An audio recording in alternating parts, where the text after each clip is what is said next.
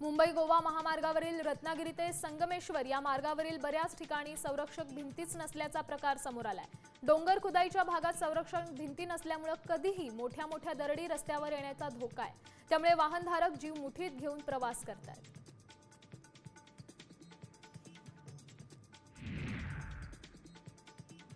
रत्नागिरीतील लांजा तालुक्यातील खोर निनको धरणाजवळील धबधबा प्रवाहित झालाय। खोर निनको धरण आणि धबधब्याची विहंगम दृश्य ड्रोनद्वारे टिपण्यात आली आहेत। धरण आणि तिथंच धबधबा असा दुहेरी संगम पाहताना मन प्रफुल्लित होतं।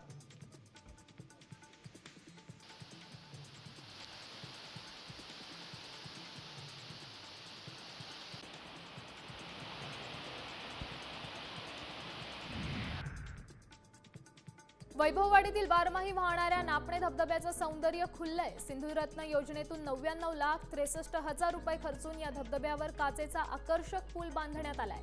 आकर्षक पद्धतीने उभारण्यात आलेला पूल पर्यटकांचं लक्ष वेधून घेतोय।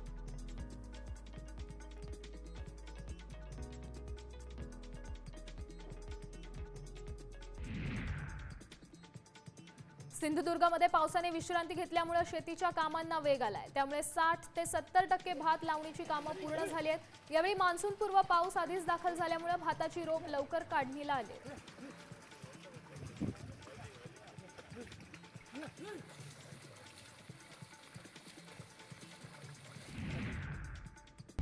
आता isakal.com आहे देशातील नंबर 1 ची मराठी न्यूज वेबसाईट। प्रत्येक अपडेटसाठी isakal.com ला नक्की भेट द्या।